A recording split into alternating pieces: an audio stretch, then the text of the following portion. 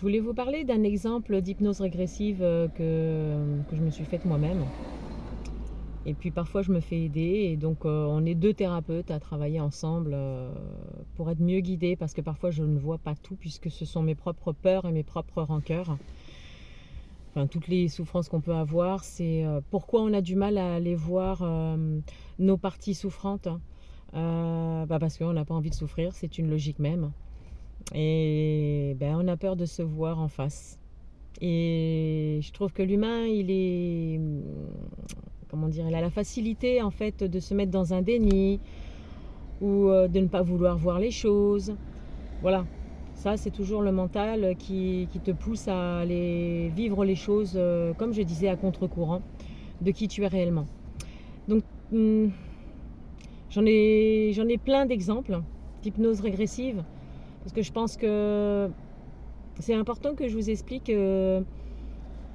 comment c'est important ce genre de séance parce que vous sentez que la voix est libre derrière, même si ce sont des symptômes par exemple corporels, vous sentez quand même qu'il y a un dégagement, que ce soit dans le cœur, dans le ventre, les lombaires, je sais pas, un pied, ça peut être n'importe où du corps, dans le corps, ou même des symptômes récurrents comme la fièvre ou traîner de la patte, comme on dit la procrastination.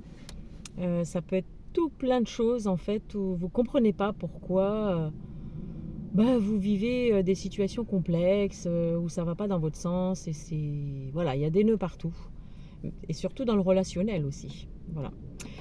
L'exemple qui me vient, c'est par rapport aux fièvres récurrentes. Ça j'en ai eu pendant longtemps, et puis des douleurs au niveau du rein. Alors en fermant les yeux, je suis tombée sur une femme. Alors c'est la 127e génération en arrière, du côté de la mère. Ouais. C'est une femme, je vois une femme. Au début elle est dehors, elle est à l'extérieur, elle est habillée tout en blanc, comme je suis aujourd'hui. Une robe longue, et je voyais pas ses pieds. Parce que du coup j'ai compris que si je voyais pas ses pieds, c'est qu'elle n'était pas incarnée, quoi. Ou qu'elle ne vit pas, voilà, elle se cache quoi quelque part. Et puis après je l'aperçois dans son château, mais plutôt dans sa chambre, dans un lit baldaquin. Et je constate, en fait, c'est ancien en fait ce que je vois. Et cette femme-là, elle me fait comprendre en fait qu'elle est battue et violée par son père. Et par son frère aussi. Parce qu'elle a un frère qui est plus grand qu'elle. Et puis, de fil en aiguille, je m'aperçois qu'elle est enceinte. Je la vois toujours dans ce lit, elle est enceinte. Et elle veut pas cet enfant parce que elle est enceinte du viol de son père. Alors je la vois qu'elle fait rentrer un bâton dans son sexe en fait, pour tuer l'enfant qui est à l'intérieur, et je sais que c'est un garçon, parce que je perçois que c'est un garçon. Et du coup elle a avorté d'elle-même en fait, elle a perdu son fils, il est mort-né quoi, à la naissance. Et elle s'en est voulu très souvent. Et par la suite en fait elle est morte, presque en couche, mais pas tout de suite. Mais le fait qu'elle ait fait ça, parce que à l'époque de l'histoire, c'était important les garçons, puisque c'était la continuité de la royauté. Ça permettait de faire, d'avoir une lignée, voilà, une lignée importante toujours du côté du masculin. Et le fait que j'ai tué ce fils-là, en fait, on m'a enfermée dans un cachot. Je me suis vue dans une grotte avec des barrières. J'ai vu que j'étais attachée avec des chaînes au poignet et à la cheville droite. Et là, on m'a laissé pour compte. Et je suis morte de moi-même parce que en fait, j'étais au sol. Je vois, j'étais au sol. Je suis morte. Sauf que ce qui s'est passé derrière, quand je suis morte, je me suis retrouvée dans l'astral. Donc l'astral, c'est le foutoir un peu, c'est là, il y a les entités, les esprits, les trucs malfaisants, il y a aussi les choses positives, mais c'est toujours dans la dualité. L'astral, pour moi, c'est toujours la dualité parce que c'est le plan de l'émotionnel. Elle s'est cherchée pendant longtemps et elle souffrait tellement qu'elle n'arrivait plus à revenir ici ou dans son histoire, c'est-à-dire qu'elle restait collée sur le plan de la matrice, sur le plan de la terre, et en fait elle ne faisait que répéter en boucle toujours la souffrance d'avoir perdu ce fils, d'être battue, d'être violée. Et ça, voilà, c'est émotionnel et c'est dans une banque de données, c'est une mémoire, c'est ce sur quoi je travaille, dans les mémoires.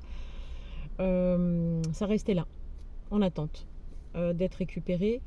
Et du coup, quand j'ai revu cette histoire-là, je voyais cette histoire-là, les libérations se sont faites en masse au niveau de la tristesse, de la peur de vivre, parce que pour moi, à l'époque, moi-même où j'ai connu l'inceste, j'avais peur qu'on me voit comme quelqu'un de mauvais, méchant, puisque on m'a conditionné à me voir comme mauvaise. Vu l'autorité qu'il y avait en face de moi, je ne pouvais pas me reconnaître. Donc souffrance à n'en plus finir. Et qu'est-ce que ça a réglé en moi pour aller au plus vite? Ça a réglé en fait cette tristesse que je vivais depuis tellement de semaines, de mois et d'années. En fait, je suis en train de renaître une nouvelle fois. Alors, je n'ai pas été voir que cette vie-ci, puisque cette tristesse, elle était associée à de multiples vies. Vie passée, mais aussi transgénérationnelle. C'est pas la même chose. Le transgénérationnel, c'est lié au karma. Et les vies passées, c'est pas le karma. Donc c'est vous-même. Transgénérationnel, c'est quelqu'un de la famille, voilà, qui est en souffrance. Voilà, donc je travaille dans les deux.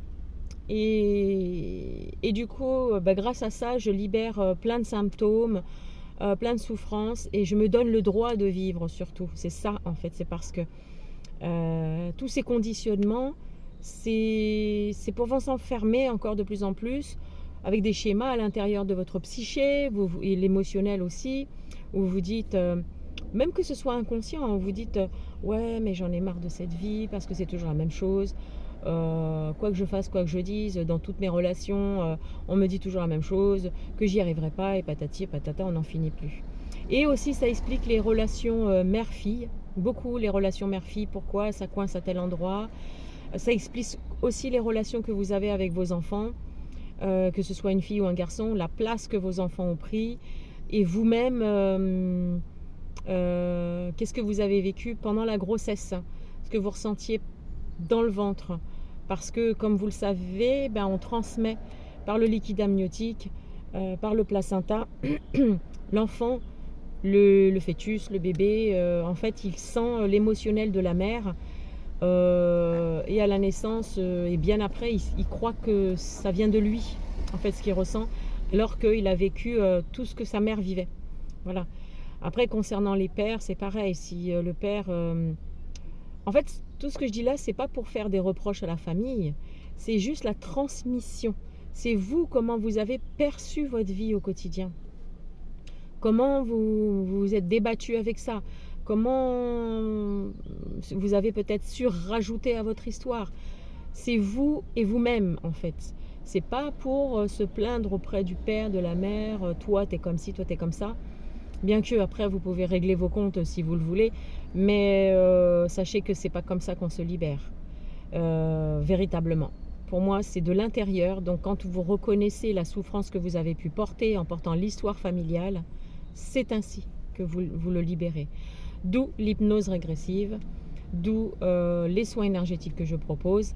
Tout ça vous aide dans toutes les situations vécues et même non vécues. Ici, vous voyez, et en fait vous vous rendez libre, tout simplement. Alors n'hésitez pas, j'allais oublier, soit je fais une séance pour le transgénérationnel. Alors c'est moi qui vais visiter votre conscience, enfin qui me met à la place de votre conscience. Mais je vous mettrai aussi en état de relaxation, où on va aller ensemble, tous les deux, pour que vous puissiez ressentir, voir ce qui se passe. Donc on va visiter votre histoire ensemble. Donc ça, c'est ma partie à moi, où Vraiment, je suis spécialisée là-dedans, quoi. Et alors, soit c'est de l'hypnose régressive que je vous propose, ou soit ça va être les vies passées. Donc, on va tomber sur une ou plusieurs vies. Voilà. À vous de jouer.